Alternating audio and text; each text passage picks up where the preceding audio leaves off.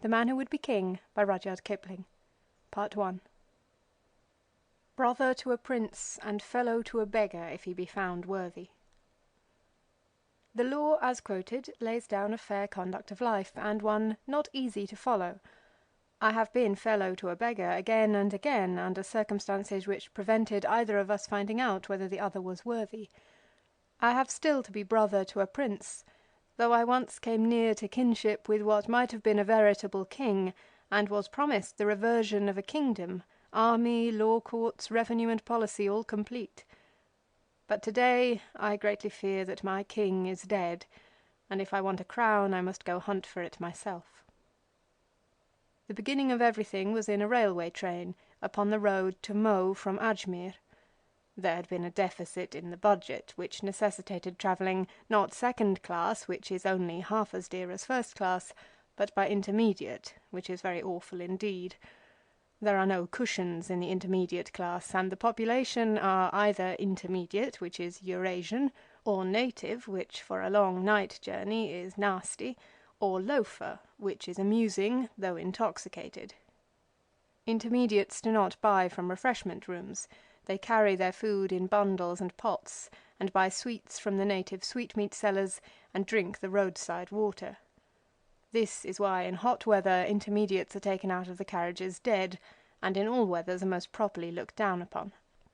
My particular intermediate happened to be empty till I reached Nazirabad, when the big black-browed gentleman in shirt-sleeves entered, and, following the custom of intermediates, passed the time of day. He was a wanderer and a vagabond like myself, but with an educated taste for whisky. He told tales of things he had seen and done, of out-of-the-way corners of the empire into which he had penetrated, and of adventures in which he risked his life for a few days' food. "If India was filled with men like you and me, not knowing more than the crows where they'd get their next day's rations, it isn't 70 millions of revenue the land would be paying, it's 700 millions, said he. And as I looked at his mouth and chin, I was disposed to agree with him. We talked politics, the politics of loaferdom that sees things from the underside, where the lath and plaster is not smoothed off, and we talked postal arrangements, because my friend wanted to send a telegram back from the next station to Ajmer, the turning-off place from the Bombay to the Mo line as you travel westward. My friend had no money beyond 8 annas which he wanted for dinner, and I had no money at all, owing to the hitch in the budget before mentioned. Further, I was going into a wilderness where, though I should resume touch with the Treasury, there were no telegraph offices. I was therefore unable to help him in any way. "We might threaten a station master and make him send a wire on tick," said my friend, "but that'd mean inquiries for you and for me, and I've got my hands full these days. Did you say you were travelling back along this line within any days?" "Within 10, I said. "Couldn't you make it 8? Said he. "Mine is rather urgent business." "I can send your telegrams within 10 days, if that will serve you," I said. "I couldn't trust the wire to fetch him now I think of it. It's this way. He leaves Delhi on the 23rd for Bombay. That means he'll be running through Ajmer about the night of the 23rd. "But I'm going into the Indian desert," I explained. "Well and good," said he. "You'll be changing at Marwar Junction to get into Jodhpur territory. You must do that. And he'll be coming through Marwar Junction in the early morning of the 24th by the Bombay mail. Can you be at Marwar Junction on that time? 'Twon't be inconveniencing you, because I know that there's precious few pickings to be got out of these Central India states, even though you pretend to be correspondent of the backwoodsman." "Have you ever tried that trick?" I asked. "Again and again, but the residents find you out, and then you get escorted to the border before you've time to get your knife into 'em. But about my friend here, I must give him a word of mouth to tell him what's come to me, or else he won't know where to go. I would take it more than kind of you if you was to come out of Central India in time to catch him at Marwar Junction, and say to him, 'He has gone south for the week.' He'll know what that means. He's a big man with a red beard, and a great swell he is. You'll find him sleeping like a gentleman with all his luggage round him in a second-class apartment. But don't you be afraid. Slip down the window and say, 'He has gone south for the week,' and he'll tumble. It's only cutting your time of stay in those parts by 2 days. I ask you, as a stranger, going to the west," he said with emphasis. "Where have you come from?" said I. "From the east," said he, "and I am hoping that you will give him the message on the square, for the sake of my mother as well as your own." Englishmen are not usually softened by appeals to the memory of their mothers, but for certain reasons which will be fully apparent, I saw fit to agree. "It's more than a little matter," said he, "and that's why I asked you to do it, and now I know that I can depend on you doing it. A second-class carriage at Marwar Junction and a red-haired man asleep in it. You'll be sure to remember. I get out at the next station, and I must hold on there till he comes or sends me what I want. I'll give him the message if I catch him, I say, and for the sake of your mother as well as mine, I'll give you a word of advice. Don't try to run the Central India States just now as the correspondent of the backwoodsman. There's a real one knocking about here, and it might lead to trouble." "Thank you," he said simply. "And when will the swine be gone? I can't starve because he's ruining my work. I wanted to get hold of the Jagumba Rajah down here about his father's widow and give him a jump." "What did he do to his father's widow then?" "Filled her up with red pepper and slippered her to death as she hung from a beam. I found that out myself, and I'm the only man that would dare going into the state to get hush money for it. They'll try to poison me, same as they did in Chortumna when I went on the loot there. But you'll give the man at Marwar Junction my message." He got out at a little roadside station, and I reflected. I had heard more than once of men personating correspondents of newspapers and bleeding small native states with threats of exposure, but I had never met any of the caste before. They lead a hard life and generally die with great suddenness. The native states have a wholesome horror of English newspapers, which may throw light upon their peculiar methods of government, and do their best to choke correspondents with champagne, or drive them out of their mind with four-in-hand barouches. They do not understand that nobody cares a straw for the internal administration of native states, so long as oppression and crime are kept within decent limits, and the ruler is not drugged, drunk, or diseased from one end of the year to the other. They are the dark places of the earth, full of unimaginable cruelty, touching the railway and the telegraph on one side, and on the other the days of Harun al-Rashid. When I left the train I did business with divers kings, and in 8 days passed through many changes of life. Sometimes I wore dress clothes and consorted with princes and politicals, drinking from crystal and eating from silver. Sometimes I lay out upon the ground and devoured what I could get from a plate made of leaves, and drank the running water, and slept under the same rug as my servant. It was all in the day's work. Then I headed for the great Indian desert upon the proper date, as I had promised, and the night mail set me down at Marwar Junction, where a funny little happy-go-lucky native managed railway runs to Jodhpur. The Bombay mail from Delhi makes a short halt at Marwar. She arrived just as I got in, and I had just time to hurry to her platform and go down the carriages. There was only one second class on the train. I slipped the window and looked down upon a flaming red beard, half covered by a railway rug. That was my man, fast asleep, and I dug him gently in the ribs. He woke with a grunt, and I saw his face in the light of the lamps. It was a great and shining face. "Tickets again?" said he. "No," said I am to tell you that he has gone south for the week. He has gone south for the week." The train had begun to move out. The red man rubbed his eyes. "He has gone south for the week," he repeated. "Now that's just like his impudence. Did he say that I was to give you anything, 'cause I won't?" "He didn't," I said, and dropped away and watched the red lights die out in the dark. It was horribly cold because the wind was blowing off the sands. I climbed into my own train, not an intermediate carriage this time, and went to sleep. If the man with the beard had given me a rupee, I should have kept it as a memento of a rather curious affair, but the consciousness of having done my duty was my only reward. Later on I reflected that two gentlemen like my friends could not do any good if they foregathered and personated correspondents of newspapers, and might, if they blackmailed one of the little rat-trap states of central India or southern Rajputana, get themselves into serious difficulties. I therefore took some trouble to describe them as accurately as I could remember to people who would be interested in deporting them, and succeeded, so I was later informed, in having them headed back from the Dagumba borders.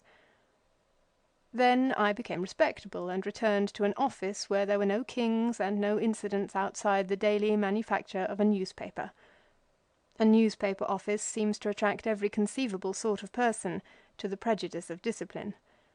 Zenana mission ladies arrive and beg that the editor will instantly abandon all his duties to describe a Christian prize-giving in a back slum of a perfectly inaccessible village. Colonels who have been overpassed for command sit down and sketch the outline of a series of 10, 12, or 24 leading articles on seniority versus selection. Missionaries wish to know why they have not been permitted to escape from their regular vehicles of abuse, and swear at a brother missionary under the special patronage of the editorial we. Stranded theatrical companies troop up to explain that they cannot pay for their advertisements, but on their return from New Zealand or Tahiti will do so with interest. Inventors of patent punka-pulling machines, carriage couplings and unbreakable swords and axle-trees call with specifications in their pockets and hours at their disposal. Tea companies enter and elaborate their prospectuses with the office pens. Secretaries of ball committees clamour to have the glories of their last dance more fully described. Strange ladies rustle in and say, "I want 100 ladies' cards printed at once, please," which is manifestly part of an editor's duty. And every dissolute ruffian that ever trampled the Grand Trunk Road makes it his business to ask for employment as a proofreader. And all the time the telephone bell is ringing madly, and kings are being killed on the continent, and empires are saying, "You're another," and Mr. Gladstone is calling down brimstone upon the British dominions, and the little black copy boys are whining, "Copy chai hire," copy wanted, like tired bees, and most of the paper is as blank as Modred's shield. But that is the amusing part of the year. There are 6 other months when none ever come to call, and the thermometer walks inch by inch up to the top of the glass, and the office is darkened to just above reading light, and the press machines are red hot to touch, and nobody writes anything but accounts of amusements in the hill stations or obituary notices. Then the telephone becomes a tinkling terror, because it tells you of the sudden deaths of men and women that you knew intimately, and the prickly heat covers you with a garment, and you sit down and write, "A slight increase of sickness is reported from the Kudajanta Khan district. The outbreak is purely sporadic in its nature, and, thanks to the energetic efforts of the district authorities, is now almost at an end. It is, however, with deep regret we record the death," etc. Then the sickness really breaks out, and the less recording and reporting the better for the peace of the subscribers.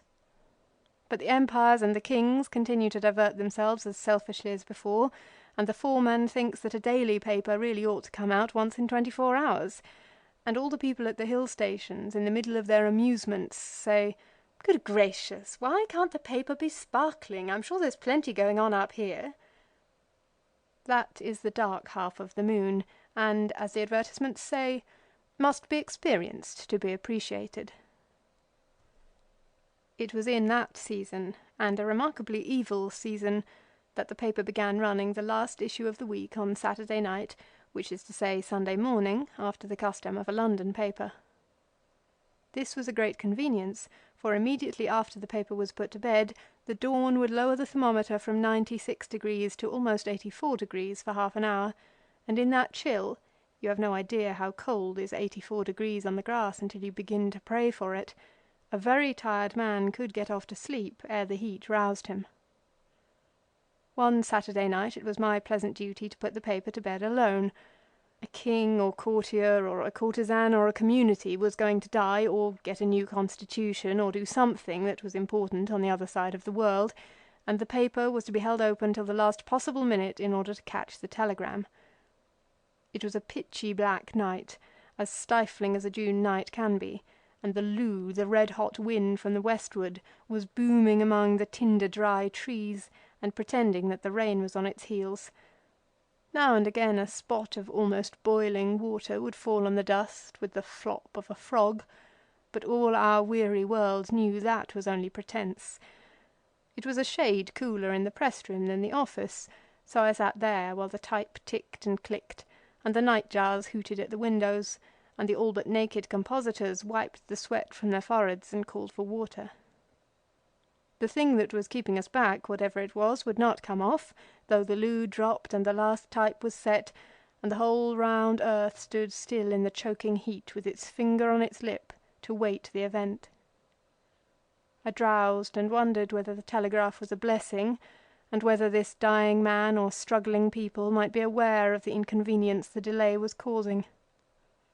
There was no special reason beyond the heat and worry to make tension, but as the clock hands crept up to 3 o'clock, and the machines spun their flywheels 2 and 3 times to see that all was in order before I said the word that would set them off, I could have shrieked aloud.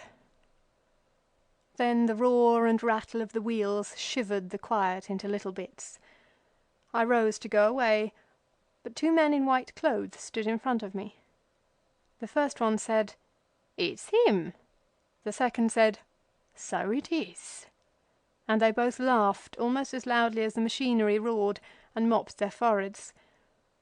"We seed there was a light burning across the road, and we were sleeping in that ditch there for coolness, and I said to my friend here, 'The office is open. Let's come along and speak to him as turned us back from Dagomba State,' said the smaller of the 2. He was the man I had met in the Mo train, and his fellow was the red-bearded man of Marwar Junction.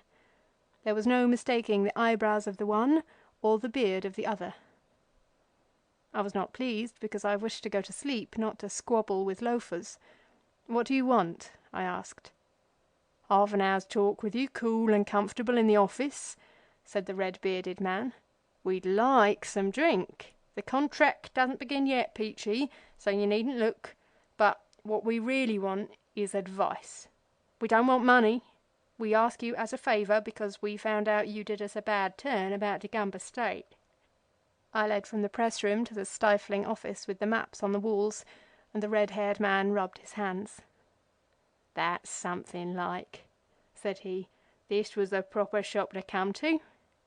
Now, sir, let me introduce you to Brother Peachy Carnehan, that's him, and Brother Daniel Dravot, that is me, and the less said about our professions the better, for we have been most things in our time, soldier, sailor, compositor, photographer, proofreader, street preacher, and correspondents of the backwoodsman, when we thought the paper wanted one. Carnehan is sober, so am I. Look at us first and see that's sure. It will save you cutting into my talk. We'll take one of your cigars apiece, and you shall see us light up." I watched the test. The men were absolutely sober, so I gave them each a tepid whisky and soda. "Well and good," said Carnehan of the eyebrows, wiping the froth from his moustache. "Let me talk now, Dan. We have been all over India, mostly on foot. We have been boiler fitters, engine drivers, petty contractors, and all that, and we have decided that India isn't big enough for such as us." They certainly were too big for the office. Dravot's beard seemed to fill half the room, and Carnehan's shoulders the other half, as they sat on the big table. Carnehan continued. "The country isn't half worked out because they that governs it won't let you touch it. They spend all their blessed time in governing it, and you can't lift a spade, nor chip a rock, nor look for oil, nor anything like that, without all the government saying, 'Leave it alone and let us govern.' Therefore, such as it is, we will let it alone, and go away to some other place where a man isn't crowded and can come to his own. We are not little men, and there is nothing that we are afraid of except drink, and we have signed a contract on that. Therefore, we are going away to be kings." "Kings in our own right," muttered Dravot. "Yes, of course," I said. "You've been tramping in the sun, and it's a very warm night, and hadn't you better sleep over the notion? Come tomorrow." "Neither drunk nor sunstruck," said Dravot. "We have slept over the notion half a year, and require to see books and atlases, and we have decided that there is only one place now in the world that 2 strong men can Sarawak. They call it Kafiristan. By my reckoning, it's the top right-hand corner of Afghanistan, not more than 300 miles from Peshawar. They have 32 heathen idols there, and we'll be the 33rd and 4th. It's a mountainous country. The women of those parts are very beautiful. But that is provided against in the contract, said Carnehan. Neither women nor liquor, Daniel.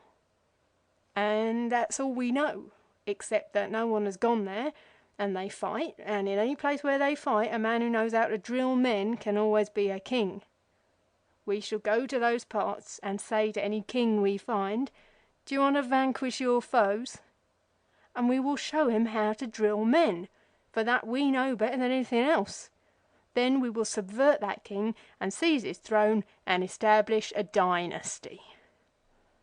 You'll be cut to pieces before you're 50 miles across the border, I said. You have to travel through Afghanistan to get to that country. It's one mass of mountains and peaks and glaciers, and no Englishman has been through it. The people are utter brutes, and even if you reached them, you couldn't do anything. That's more like, said Carnehan. If you could think us a little more mad, we would be more pleased. We have come to you to know about this country, to read a book about it and be shown maps. We want you to tell us that we're fools and to show us your books. He turned to the bookcases. Are you at all in earnest? I said. A little, said Dravot sweetly. As big a map as you've got, even if it's all blank where Kafiristan is, and any books you got. We can read, though we aren't very educated. I uncased the big 32 miles to the inch map of India and 2 smaller frontier maps, hauled down volume Inf to Can of the Encyclopaedia Britannica, and the men consulted them. See here, said Dravot, with his thumb on the map. Up to Jagdallak, Peachy and me know the road. We was there with Robert's army. We'll have to turn off to the right at Jagdallak through Lachman territory. Then we get among the hills. 14,000 feet, 15,000. It'll be cold work there, but it don't look very far on the map. I handed him Wood on the sources of the Oxus. Carnehan was deep in the encyclopaedia. They're a mixed lot, said Dravot reflectively, and it won't help us to know the names of their tribes. The more tribes, the more they'll fight, and the better for us. From Jagdallak to Ashang. But all the information about the country is as sketchy and inaccurate as can be, I protested. No one knows anything about it, really. Here's the file of the United Services Institute. Read what Bellew says. Blow Bellew, said Carnehan. Dan, they're a stinking lot of heathens, but this book here says they think they're related to us English. I smoked while the men pored over Rafferty, Wood, the maps, and the encyclopaedia.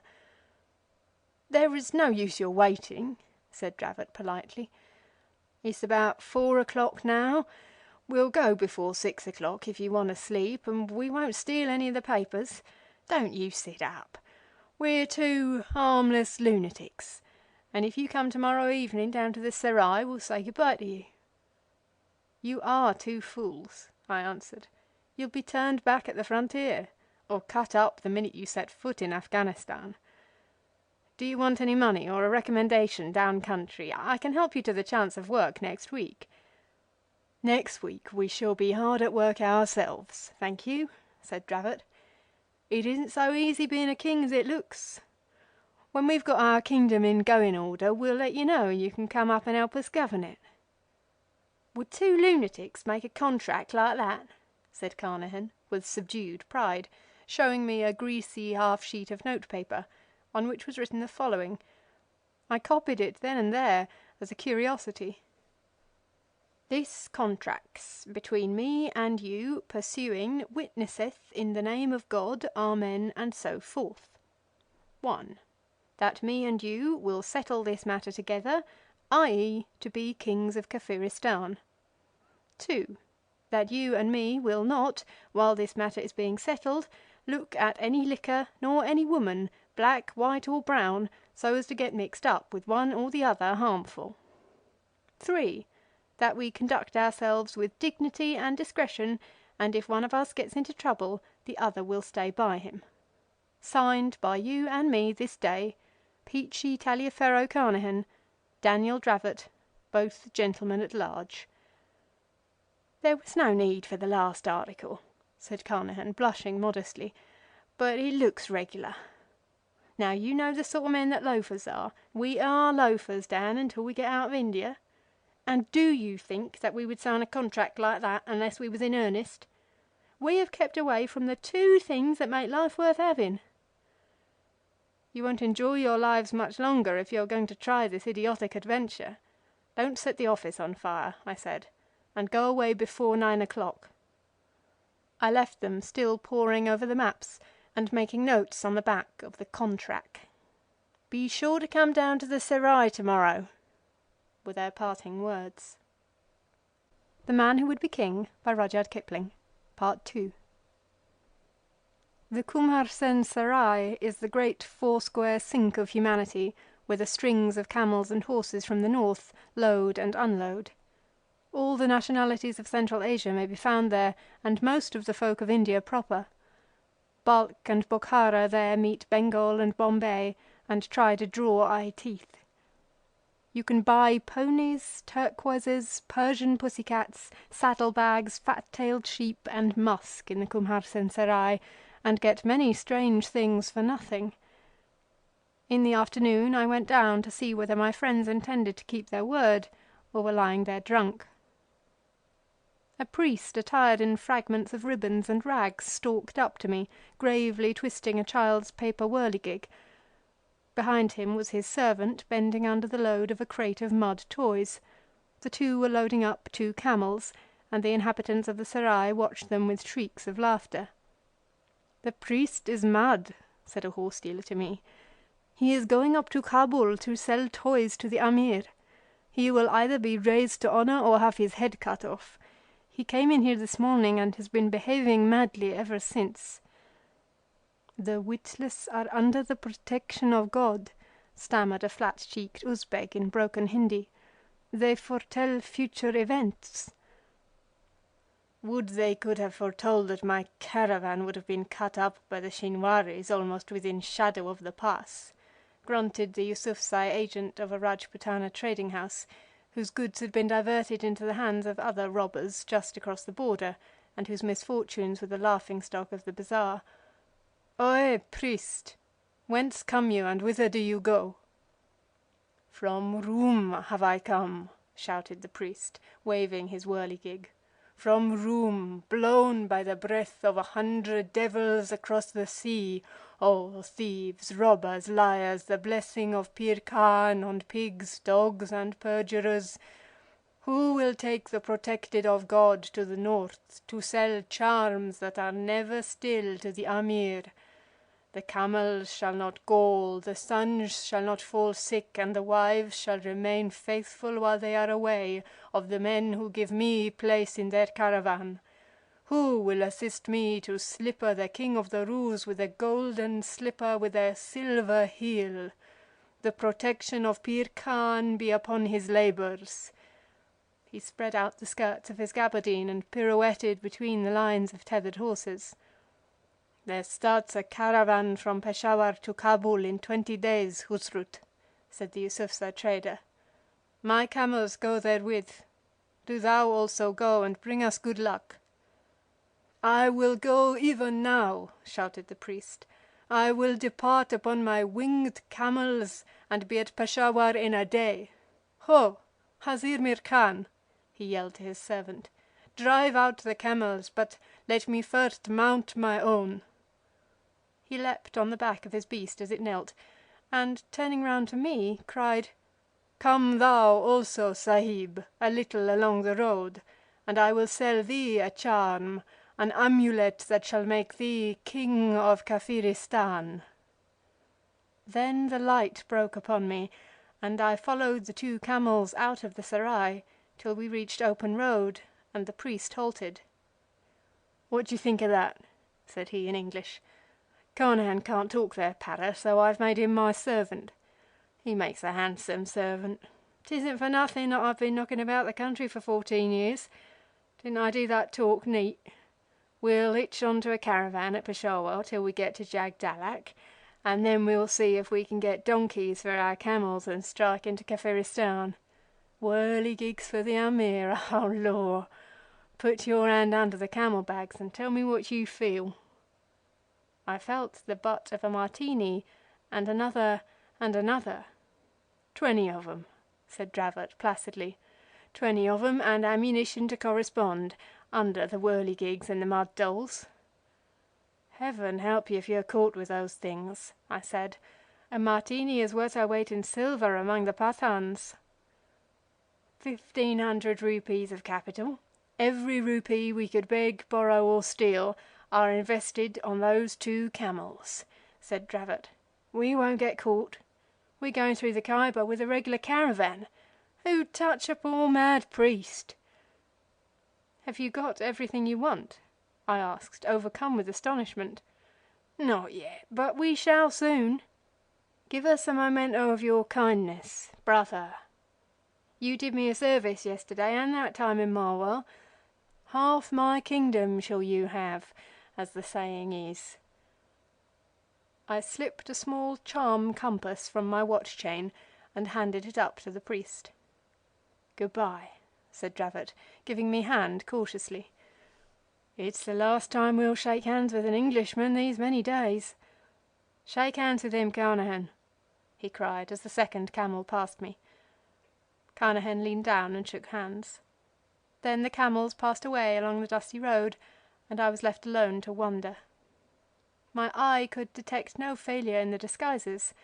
The scene in the Serai proved that they were complete to the native mind. There was just the chance, therefore, that Carnehan and Dravot would be able to wander through Afghanistan without detection. But beyond, they would find death, certain and awful death. 10 days later, a native correspondent, giving me the news of the day from Peshawar, wound up his letter with, "There has been much laughter here on the account of a certain mad priest, who is going, in his estimation, to sell pretty gauds and insignificant trinkets, which he ascribes as great charms, to H.H. the Amir of Bokhara. He passed through Peshawar and associated himself to the second summer caravan that goes to Kabul. The merchants are pleased because through superstition they imagine that such mad fellows bring good fortune." The 2 then were beyond the border. I would have prayed for them, but that night a real king died in Europe and demanded an obituary notice. The wheel of the world swings through the same phases again and again. Summer passed and winter thereafter, and came and passed again. The daily paper continued, and I with it, and upon the 3rd summer there fell a hot night, a night issue, and a strained waiting for something to be telegraphed from the other side of the world, exactly as had happened before. A few great men had died in the past 2 years, the machines worked with more clatter, and some of the trees in the office garden were a few feet taller, but that was all the difference. I passed over to the press room and went through just such a scene as I have already described. The nervous tension was stronger than it had been 2 years before, and I felt the heat more acutely. At 3 o'clock I cried, "Print off," and turned to go, when there crept to my chair what was left of a man. He was bent into a circle, his head was sunk between his shoulders, and he moved his feet one over the other like a bear. I could hardly see whether he walked or crawled, this rag-wrapped, whining cripple, who addressed me by name, crying that he was come back. "Can you give me a drink?" he whimpered. "For the Lord's sake, give me a drink." I went back to the office, the man following with groans of pain, and I turned up the lamp. "Don't you know me?" he gasped, dropping into a chair, and he turned his drawn face, surmounted by a shock of grey hair, to the light. I looked at him intently. Once before had I seen eyebrows that met over the nose in an inch-broad black band, but for the life of me I could not tell where. "I don't know you," I said, handing him the whisky. "What can I do for you?" He took a gulp of the spirit raw, and shivered in spite of the suffocating heat.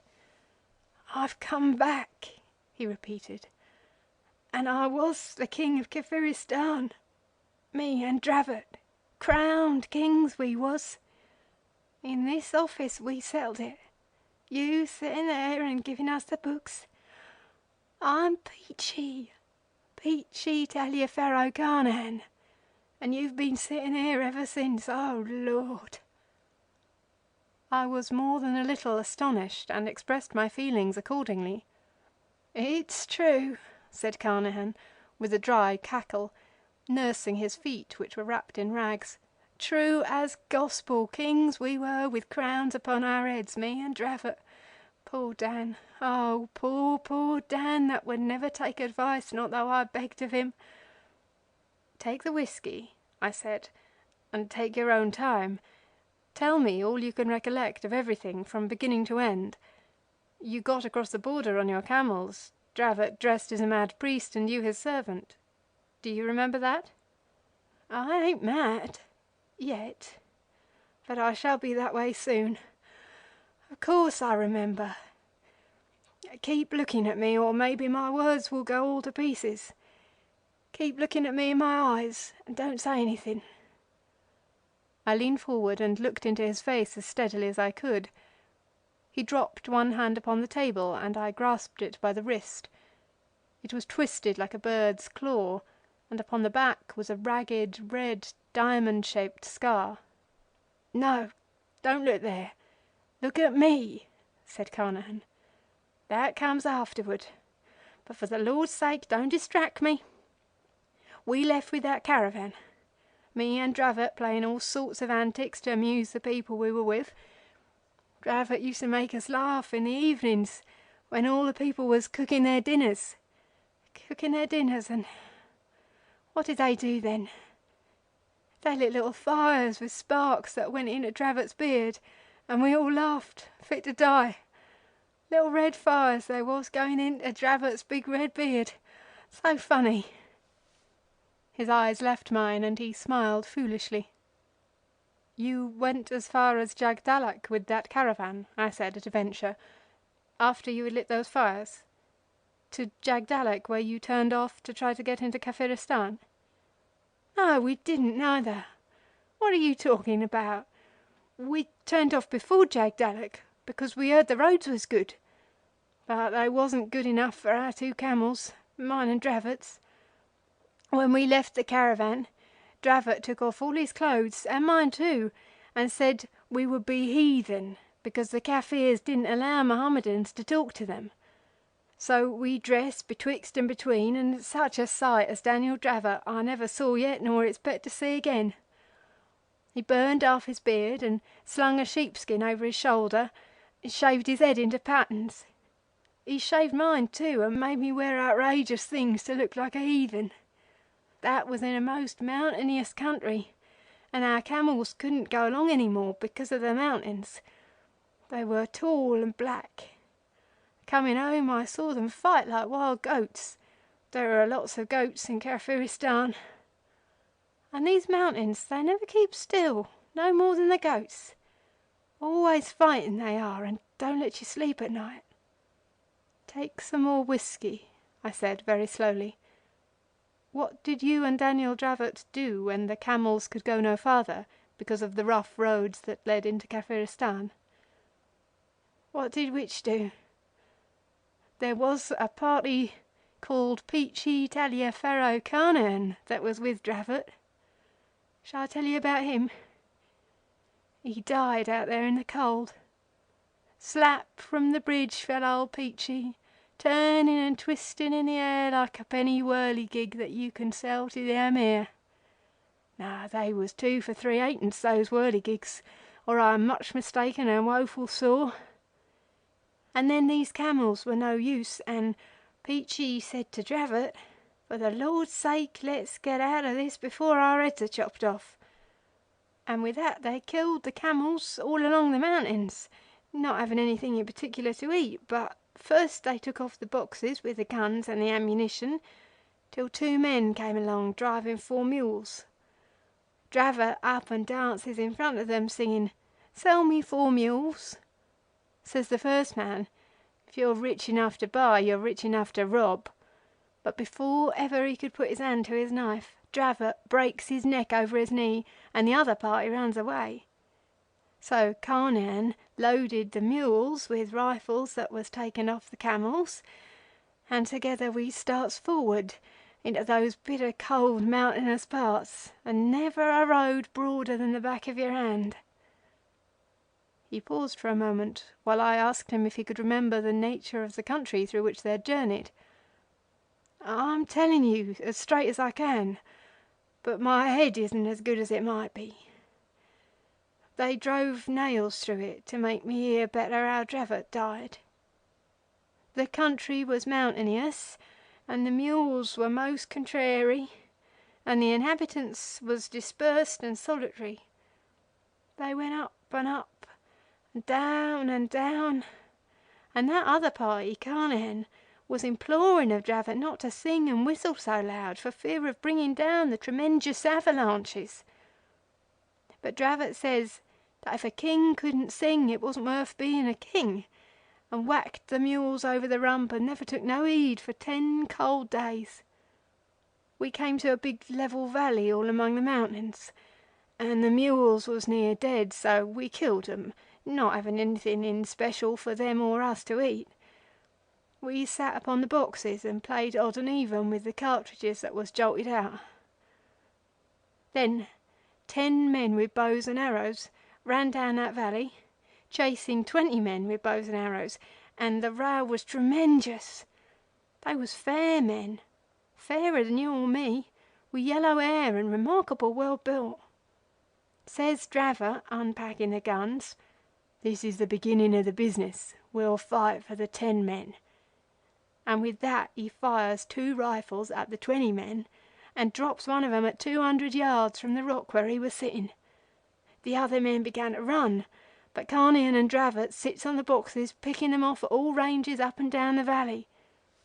Then we goes up to the 10 men that had run across the snow too, and they fires a footy little arrow at us. Dravot he shoots above their heads and they all falls down flat. Then he walks over 'em and kicks 'em, and then he lifts 'em up and shakes hands all round to make 'em friendly like. He calls them and gives them the boxes to carry, and waves his hand for all the world as though he was king already. They takes the boxes and him across the valley and up the hill into a pine wood on the top, where there was half a dozen big stone idols. Dravot he goes to the biggest, a fellow they call Imbra, and lays a rifle and a cartridge at his feet, rubbing his nose respectfully with his own nose, patting him on the head, and nods his head and says, "That's all right, I'm in the know too, and these old Jim Jams are my friends." Then he opens his mouth and points down it, and when the first man brings him food he says no, and when the second man brings him food he says no. But when one of the old priests and the boss of the village brings him food he says, "Yes, very hearty," and eats it slow. That was how we came to our first village without any trouble, just as though we had tumbled from the skies. But we tumbled from one of those damned rope bridges, you see, and you couldn't expect a man to laugh much after that. "Take some more whisky and go on," I said. "That was the first village you came into. How did you get to be king?" "I wasn't king," said Carnehan. "Dravot, he was the king, and a handsome man he looked, with a gold crown on his head and all. Him and the other party stayed in that village, and every morning Dravot sat by the side of old Imbra, and the people came and worshipped. That was Dravot's order. Then a lot of men came into the valley, and Carnehan and Dravot picks them off with the rifles before they knew where they was, and runs down into the valley and up again the other side and finds another village, same as the first one, and the people all falls down flat on their faces, and Dravot says, 'Now, what is the trouble between you 2 villages?' And the people points to a woman, as fair as you or me, that was carried off, and Dravot takes her back to the first village and counts up the dead. 8 there was. For each dead man, Dravot pours a little milk on the ground and waves his arms like a whirligig, and 'that's all right,' says he. Then he and Carnehan takes the big boss of each village by the arm and walks them down the valley, and shows them how to scratch a line with a spear right down the valley, and gives each a sod of turf from both sides of the line. Then all the people comes down and shouts like the devil and all, and Dravot says, 'Go and dig the land and be fruitful and multiply,' which they did, though they didn't understand. Then we asks the names of things in their lingo, bread and water and fire and idols and such, and Dravot leads the priest of each village up to the idol and says he must sit there and judge the people, and if anything goes wrong he is to be shot. Next week they was all turning up the land in the valley as quiet as bees and much prettier, and the priest heard all the complaints and told Dravot in dumb show what it was about. 'That's just the beginning,' says Dravot. 'They think we're gods.' He and Carnehan picks out 20 good men and shows them how to click off a rifle and form fours and advance in line, and they was very pleased to do so, and clever to see the hang of it. Then he takes out his pipe and his baccy pouch, and leaves one at one village and one at the other, and off we two goes to see what was to be done in the next valley. That was all rock, and there was a little village there, and Carnehan says send 'em to the old valley to plant, and takes 'em there and gives them some land that wasn't took before. They were a poor lot, and we blooded 'em with a kid before letting 'em into the new kingdom. That was to impress the people, and they settled down quiet, and Carnehan went back to Dravot, who had got into another valley, all snow and ice and most mountainous. There was no people there, and the army got afraid, so Dravot shoots one of 'em and goes on till he finds some people in a village, and the army explains that unless the people wants to be killed they had better not shoot their little matchlocks, for they had matchlocks. We makes friends with the priest, and I stays there alone with 2 of the army, teaching the men how to drill, and a thundering big chief comes across the snow with kettle drums and horns twanging, because he heard there was a new god kicking about. Carnehan sights for the brown and the men half a mile across the snow and wings one of them. Then he sends a message to the chief that unless he wished to be killed, he must come and shake hands with me and leave his arms behind. The chief comes alone first, and Carnehan shakes hands with him and whirls his arms about, same as Dravot used, and very much surprised that chief was, and strokes my eyebrows. Then Carnehan goes alone to the chief and asks him in dumb show if he had an enemy he hated. 'I have,' says the chief. So Carnehan weeds out the pick of his men and sets the 2 of the army to show them drill, and at the end of 2 weeks the men can manoeuvre about as well as volunteers. So he marches with the chief to a great big plain on the top of a mountain, and the chief's men rushes into a village and takes it, we 3 Martinis firing into the brown of the enemy. So we took that village too, and I gives the chief a rag from my coat and says, 'Occupy till I come,' which was scriptural. By way of a reminder, when me and the army was 1800 yards away, I drops a bullet near him standing on the snow, and all the people falls flat on their faces. Then I sends a letter to Dravot, wherever he be, by land or by sea." At the risk of throwing the creature out of his train, I interrupted. "How could you write a letter up yonder?"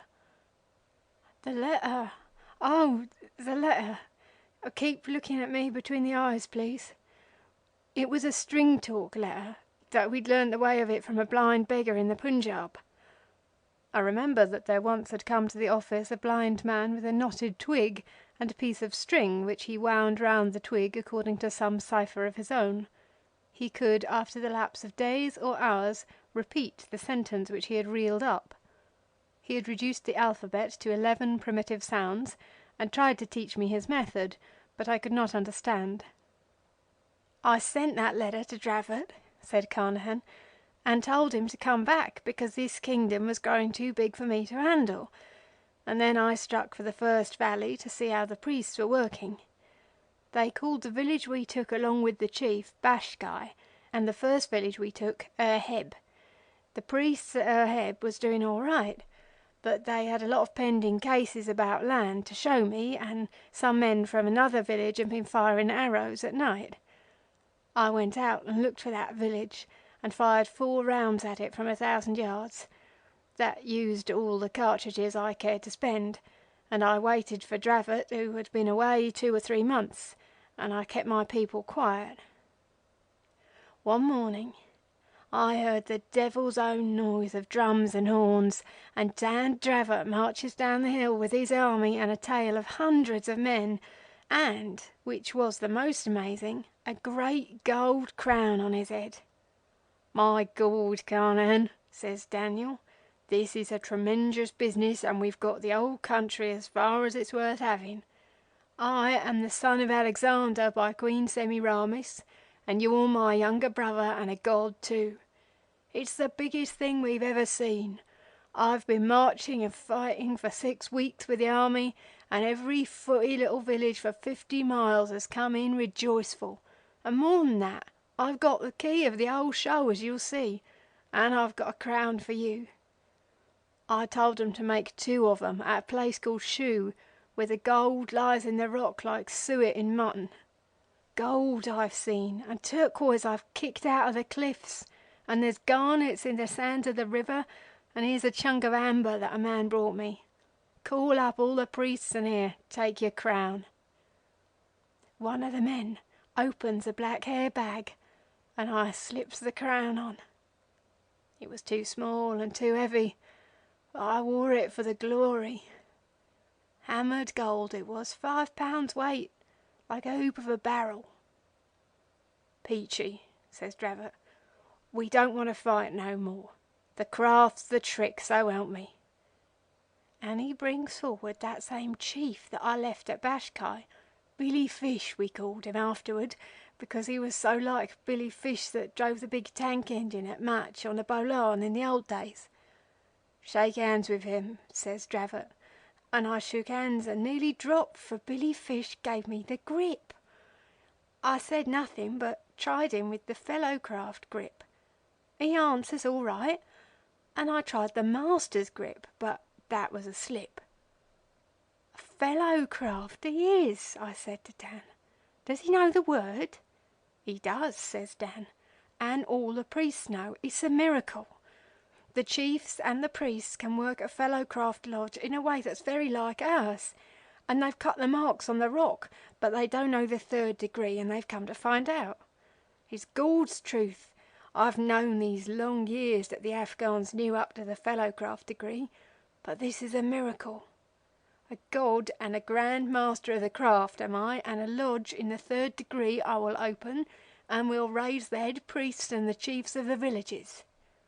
It's against all the law," I says, "holding a lodge without warrant from anyone, and you know we never held office in any lodge." "It's a master stroke of policy," says Dravot. "It means running the country as easy as a 4-wheeled bogie on a downgrade. We can't stop to inquire now, or they'll turn against us. I've 40 chiefs at my heel, and passed and raised according to their merit they shall be. Billet these men on the villages, and see that we run up a lodge of some kind. The Temple of Imbra will do for a lodge room. The women must make aprons as you show them. I'll hold a levee of chiefs tonight and lodge tomorrow."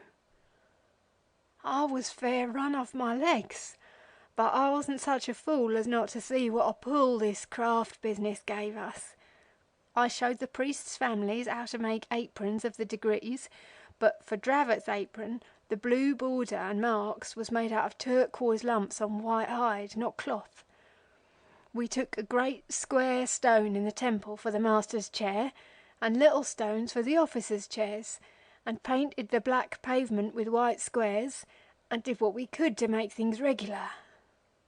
At the levee, which was held that night on the hillside with big bonfires, Dravot gives out that him and me were gods and sons of Alexander, and past grand masters in the craft, and was come to make Kafiristan a country where every man should eat in peace and drink in quiet, and specially obey us. Then the chiefs come round to shake hands, and they were so hairy and white and fair it was just shaking hands with old friends. We gave them names according as they was like men we'd known in India. Billy Fish, Ollie Dilworth, Picky Kurgan that was Bazaar Master when I was at Moe, and so on and so on. The most amazing miracles was at lodge next night. One of the old priests was watching us continuous, and I felt uneasy, for I knew he'd have to fudge the ritual, and I didn't know what the men knew. The old priest was a stranger come in from beyond the village of Bashkai. The minute Dravot puts on the master's apron that the girls had made for him, the priest fetches a whoop and a howl and tries to overturn the stone that Dravot was sitting on. "It's all up now," I said. "That comes of meddling with the craft without warrant." Dravot never winked an eye, not when 10 priests took and tilted over the Grand Master's chair, which was to say the stone of Imbra. The priest begins rubbing the bottom end of it to clear away the black dirt, and presently he shows all the other priests the Master's mark, same as was on Dravot's apron, cut into the stone. Not even the priest of the Temple of Imbra knew it was there. The old chap falls flat on his face at Dravot's feet and kisses them. "Luck again," says Dravot across the lodge to me.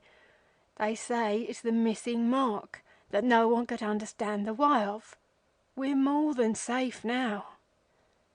Then he bangs the butt of his gun for a gavel and says, "By the virtue of the authority vested in me by my own right hand and the help of Peachy, I declare myself Grand Master of all Freemasonry and Kafiristan in this the mother lodge of the country, and King of Kafiristan equally with Peachy." At that he puts on his crown and I puts on mine. I was doing senior warden, and we opened the lodge in most ample form. It was an amazing miracle.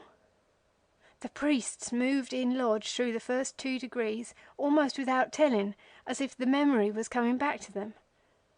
After that, Peachy and Dravot raised such as was worthy, high priests and chiefs of far-off villages. Billy Fish was the first, and I can tell you we scared the soul out of him. It was not in any way according to ritual, but it served our turn. We didn't raise more than 10 of the biggest men, because we didn't want to make the degree common, and they was clamouring to be raised. "In another 6 months," says Dravot, "we'll hold another communication and see how you're working." Then he asks them about their villages, and learned that they was fighting one against the other and were sick and tired of it. And when they wasn't doing that, they was fighting with the Mohammedans. "You can fight those when they come into our country," says Dravot. "Tell off every 10th man of your tribes for a frontier guard, and send 200 at a time to this valley to be drilled. Nobody is going to be shot or speared any more so long as he does well, and I know that you won't cheat me, because you're white people, sons of Alexander, and not like common black Mohammedans. You are my people, and by God," says he, running off into English at the end, "I'll make a damned fine nation of you, or I'll die in the making." The Man Who Would Be King, by Rudyard Kipling, Part 3. I can't tell all we did for the next 6 months, because Dravot did a lot I couldn't see the hang of, and he learned their lingo in a way I never could. My work was to help the people plough, and now and again go out with some of the army and see what the other villages were doing, and make 'em throw rope bridges across the ravines which cut up the country horrid. Dravot was very kind to me, but when he walked up and down in the pine wood pulling that bloody red beard of his with both fists, I knew he was thinking plans I could not advise about, and I just waited for orders. But Dravot never showed me disrespect before the people. They were afraid of me and the army, but they loved Dan. He was the best of friends with the priests and the chiefs, But anyone could come across the hills with a complaint, and Dravot would hear him out fair and call 4 priests together and say what was to be done. He used to call in Billy Fish from Bashkai, and Picky Kurgan from Shu, and an old chief we called Kafiristan. It was like enough to his real name, and hold councils with them while there was any fighting to be done in small villages. That was his council of war, and the 4 priests of Bashkai, Shu, Sarawak and Medora was his privy council. Between the lot of them they sent me with 40 men and 20 rifles and 60 men carrying turquoises into the Ghor country to buy those handmade Martini rifles that come out of the Amir's workshops at Kabul from one of the Amir's Herati regiments that would have sold the very teeth out of their mouths for turquoises. I stayed in Ghor a month and gave the governor there the pick of my baskets for hush money, and bribed the colonel of the regiments and more, and between the two and the tribespeople we got more than 100 handmade martinis, 100 good Coat Josiahs that I'll throw to 600 yards, and 40 man-loads of very bad ammunition for the rifles.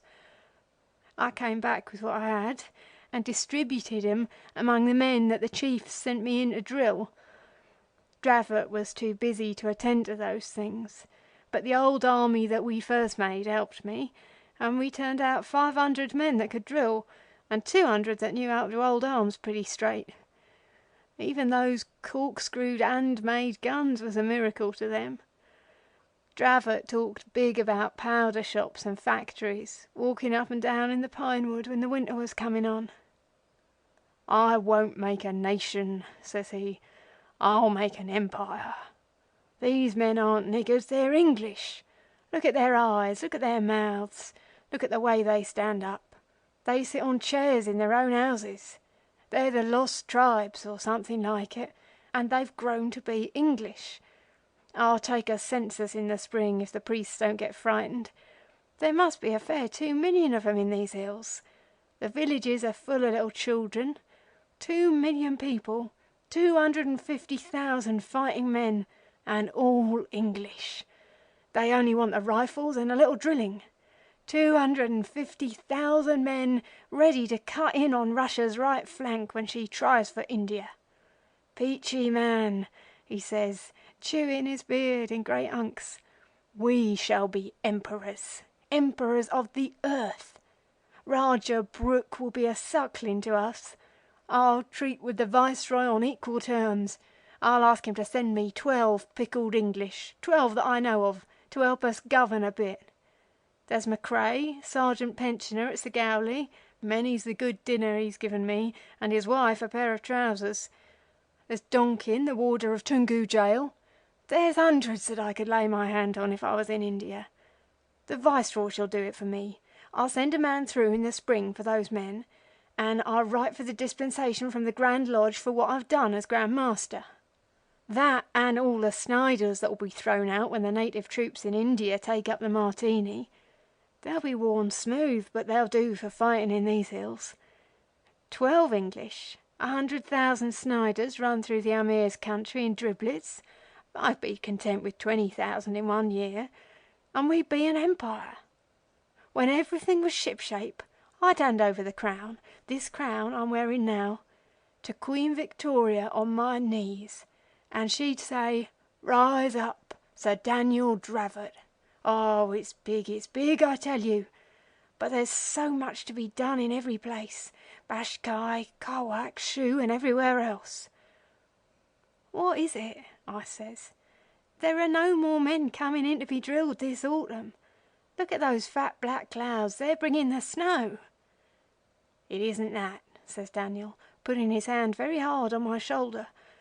"And I don't wish to say anything that's against you, for no other living man would have followed me and made me what I am as you have done. You're a first-class Commander-in-Chief, and the people know you, but it's a big country, and somehow you can't help me, Peachy, in the way I want to be helped." "Go to your blasted priest then," I said. And I was sorry when I made that remark, but it did hurt me sore to find Daniel talking so superior when I'd drilled all the men and done all he told me. "Don't let's quarrel, Peachy," says Daniel, without cursing. "You're a king too, and half of this kingdom is yours. But can't you see, Peachy, we want cleverer men than us now, 3 or 4 of them that we can scatter about for our deputies. It's a hugest great state, and I can't always tell the right thing to do, and I haven't time for all I want to do, and there's the winter coming on and all." He put half his beard into his mouth, all red like the gold of his crown. "I'm sorry, Daniel," says I. "I've done all I could. I've drilled the men and shown the people how to stack their oats better, and I've brought in these tinware rifles from Gulband. But I know what you're driving at. I take it kings always feel oppressed that way." "There's another thing too," says Dravot, walking up and down. "The winter's coming, and these people won't be giving much trouble, and if they do we can't move about. I want a wife." "For Gord's sake, leave the women alone," I says. "We've both got all the work we can, though I am a fool. Remember the contract and keep clear of women." "The contract only lasted till such time as we was kings, and kings we have been these months past," says Dravot, weighing the crown in his hand. "You go get a wife too, Peachy, a nice strapping plump girl that'll keep you warm in the winter. They're prettier than English girls, and we can take the pick of 'em. Boil 'em once or twice in hot water, they'll come out like chicken and ham. Don't tempt me," I says. "I will not have any dealings with a woman, not till we're a damned sight more settled than we are now. I've been doing the work of 2 men, and you've been doing the work of 3. Let's lie off a bit and see if we can get some better tobacco from Afghan country and run in some good liquor and no women." "Who's talking of women?" says Dravot. "I said wife. A queen to breed a king's son for the king. A queen out of the strongest tribe that'll make them your blood brothers and that'll lie by your side and tell you all the people thinks about you and their own affairs. That's what I want. Do you remember that Bengali woman I kept at Mogul Serai when I was a plate layer?" says I. "A fat lot of good she was to me. She taught me the lingo and 1 or 2 other things. But what happened? She ran away with a station master's servant and half my month's pay. Then she turned up at Dadur Junction in tow of an half-caste and had the impudence to say I was her husband, all among the drivers in the running shed too." "We've done with that," says Dravot. "These women are whiter than you or me, and a queen I will have for the winter months." "For the last time asking, Dan, do not," I says. "It'll only bring us harm. The Bible says that kings ain't to waste their strength on women, especially when they've got a new raw kingdom to work with." "For the last time of answering, I will," said Dravot. And he went away through the pine trees looking like a big red devil, the sun being on his crown and beard and all. But getting a wife was not as easy as Dan thought. He put it before the council, and there was no answer till Billy Fish said that he'd better ask the girls. Dravot damned 'em all round. "What's wrong with me?" he shouts, standing by the idol Imbra. "Am I a dog, or am I not enough of a man for your wenches? Haven't I put the shadow of my hand over this country? Who stopped the last Afghan raid? It was me, really, but Dravot was too angry to remember. Who bought your guns? Who repaired the bridges? Who's the Grand Master of the sign cutting the stone?" says he, and he thumped his hand on the block that he used to sit on in Lodge and at Council, which opened like Lodge always. Billy Fish said nothing, and no more did the others. "Keep your hair on, Dan," said I, "and ask the girls. That's how it's done at home, and these people are quite English." "The marriage of the king is a matter of state," says Dan, in a white-hot rage, for he could feel, I hope, that he was going against his better mind. He walked out of the council room, and the others sat still looking at the ground.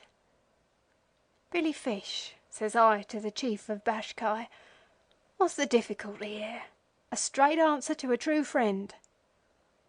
"You know," says Billy Fish. How should a man tell you who knows everything? How can daughters of men marry gods or devils? It's not proper. I remembered something like that in the Bible, but if after seeing us as long as they had, they still believed we were gods, it wasn't for me to undeceive them. A god can do anything, says I. If the king is fond of a girl, he'll not let her die. She'll have to, said Billy Fish. There are all sorts of gods and devils in these mountains, and now and again a girl marries one of them and isn't seen any more. Besides, you two know the mark cut in the stone. Only the gods know that. We thought you were men till you showed the sign of the Master. I wished then that we had explained about the loss of the genuine secrets of a Master Mason at the first go-off, but I said nothing.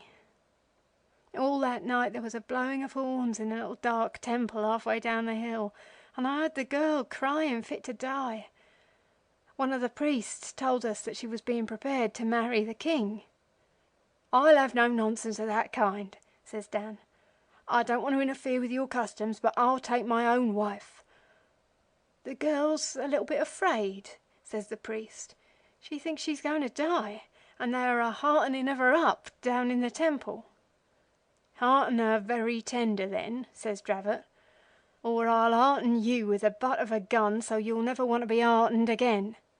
He licked his lips, did Dan, and stayed up walking about more than half the night, thinking of the wife that he was going to get in the morning. I wasn't by any means comfortable, for I knew that dealings with a woman in foreign parts, though you was a crowned king 20 times over, could not but be risky. I got up very early in the morning while Dravot was asleep, and I saw the priests talking together in whispers, and the chiefs talking together too, and they looked at me out of the corners of their eyes. "What is up, Fish?" I say to the Bashkai man, who was wrapped up in his furs and looking splendid to behold. "I can't rightly say," says he, "but if you can make the king drop all this nonsense about marriage, you'll be doing him and me and yourself a great service." "That I do believe," says I. "But sure you know, Billy, as well as me, having fought against and for us, that the king and me are nothing more than two of the finest men that God Almighty ever made. Nothing more, I do assure you." "That may be," says Billy Fish, "and yet I should be sorry if it was." He sinks his head upon his great fur cloak for a minute and thinks. "King," says he, "be you man or god or devil, I'll stick by you today. I have 20 of my men with me, and they will follow me. We'll go to Bashkai until the storm blows over."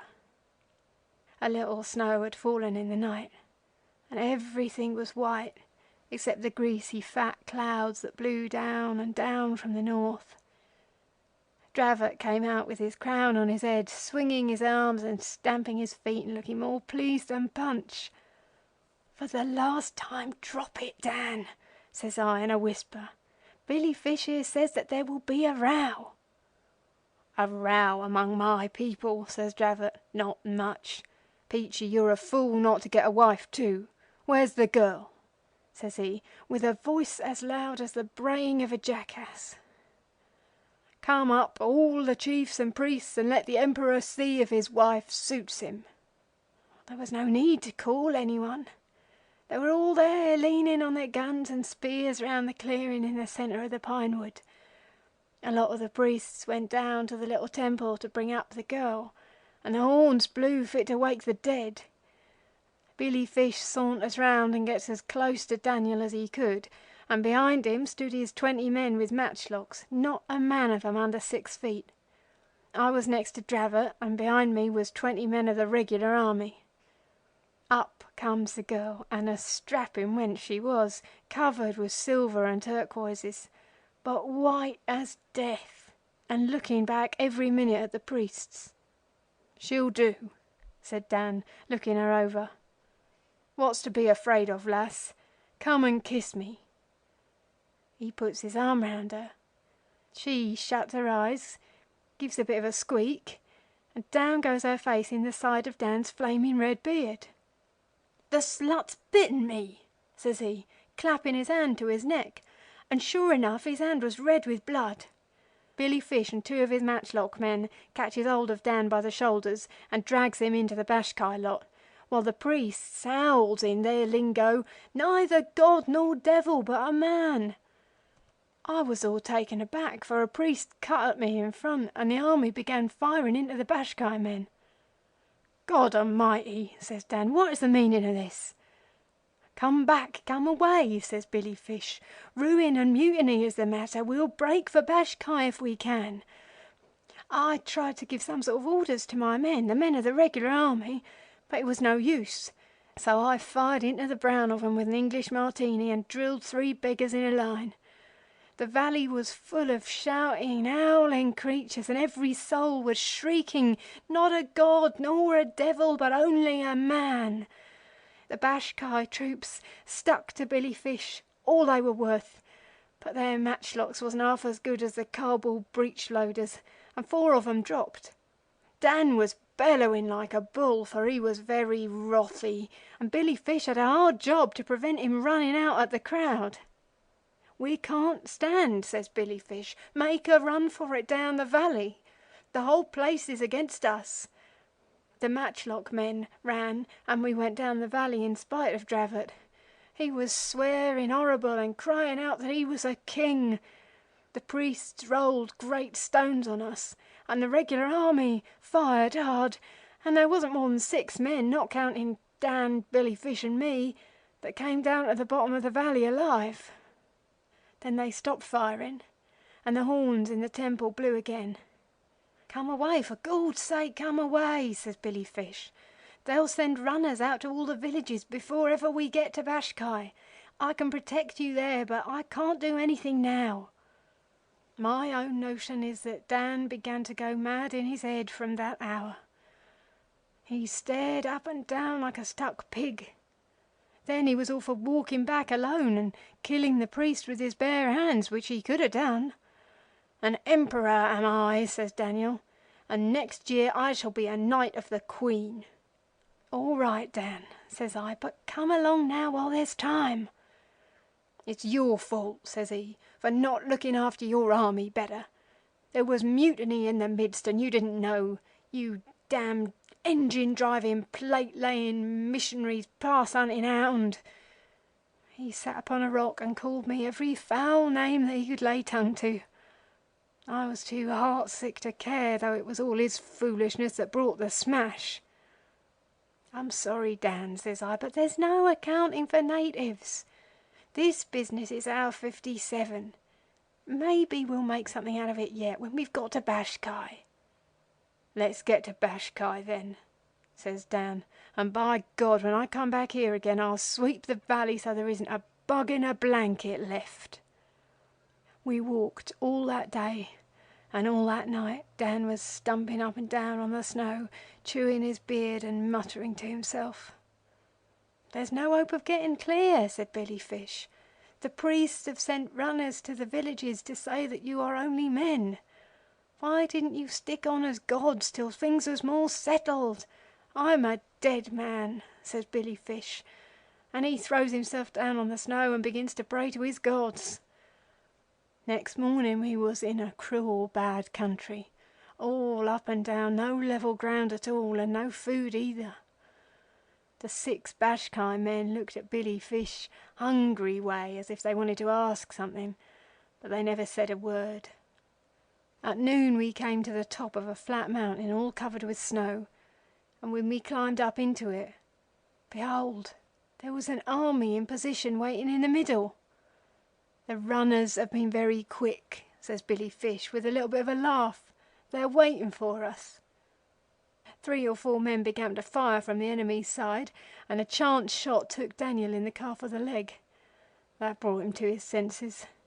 He looks across the snow at the army and sees the rifles that we'd brought into the country.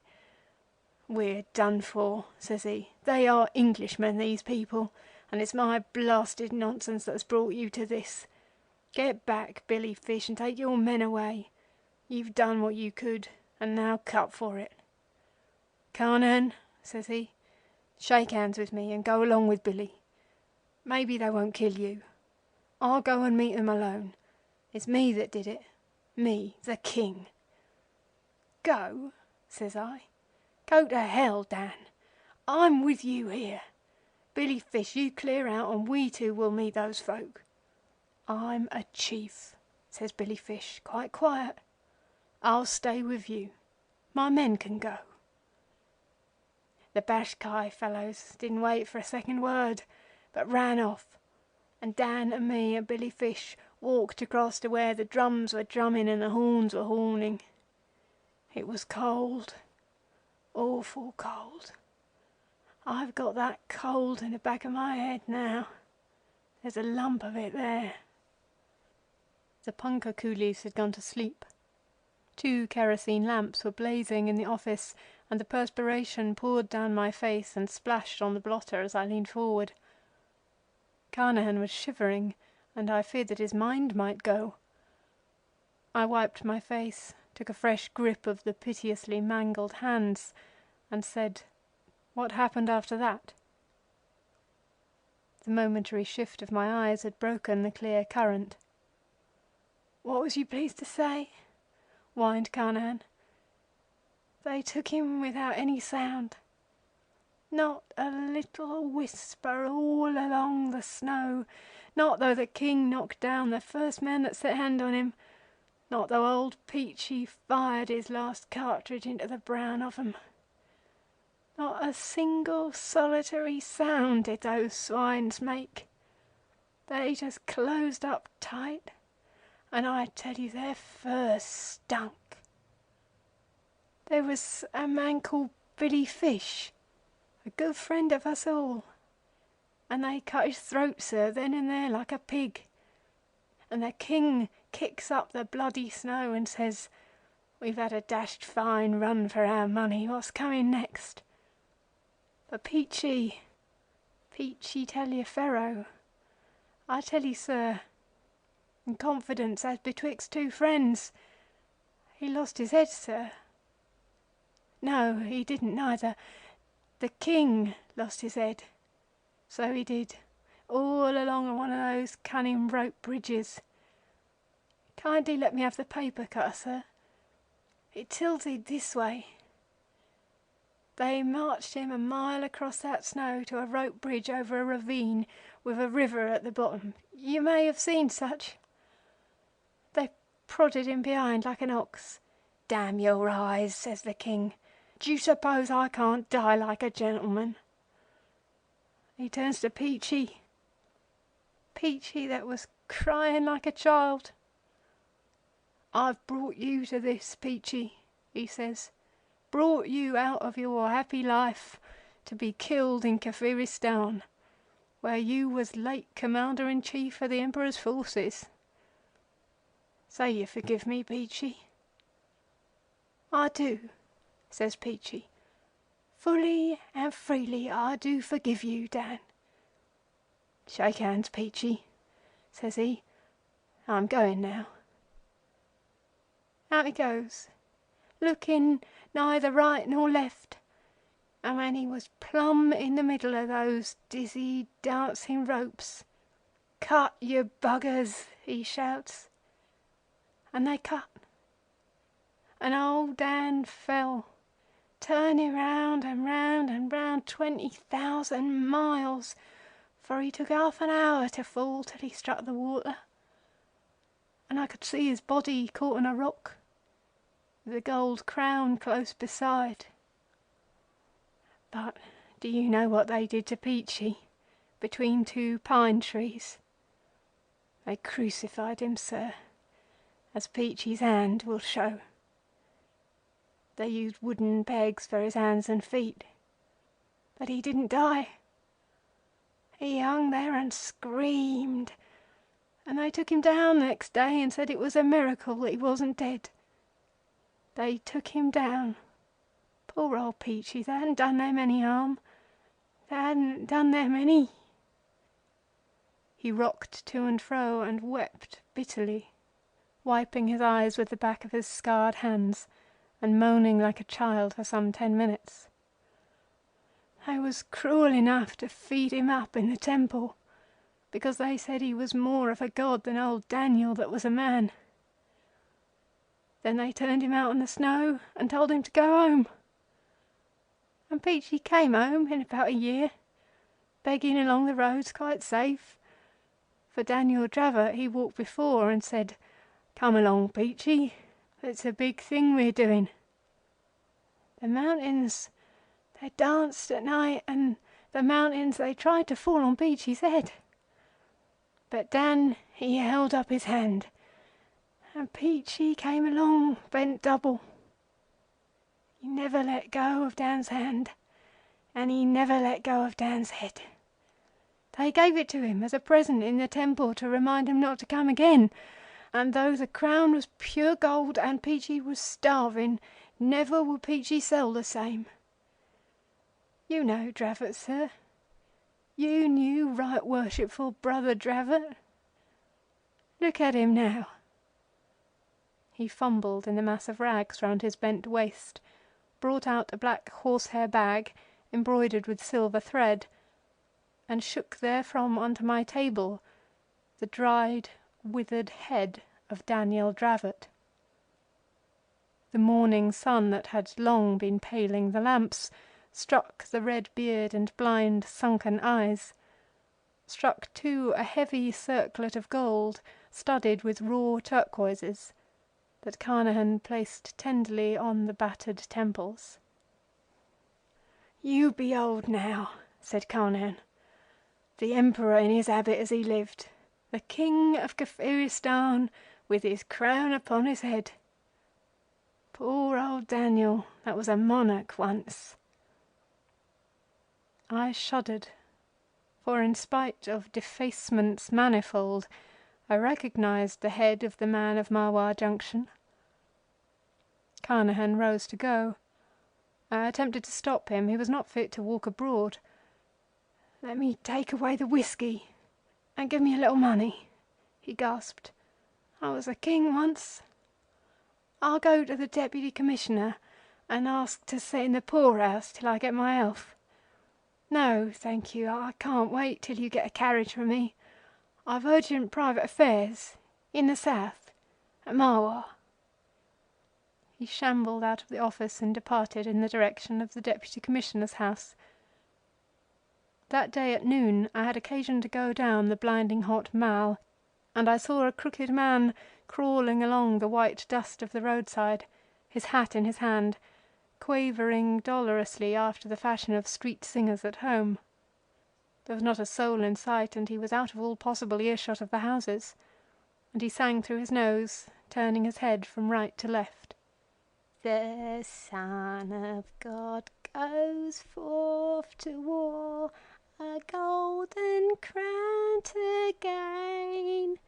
His blood-red banner streams afar, who follows in his train." I waited to hear no more, but put the poor wretch into my carriage and drove him off to the nearest missionary for eventual transfer to the asylum. He repeated the hymn twice while he was with me, whom he did not in the least recognize, and I left him singing it to the missionary. 2 days later I inquired after his welfare of the superintendent of the asylum. "He was admitted suffering from sunstroke. He died early yesterday morning," said the superintendent. "Is it true that he was half an hour bareheaded in the sun at midday?" "Yes," said I. "But do you happen to know if he had anything upon him by any chance when he died?" "Not to my knowledge," said the superintendent. And there the matter rests. End of Part 3. End of The Man Who Would Be King by Rudyard Kipling.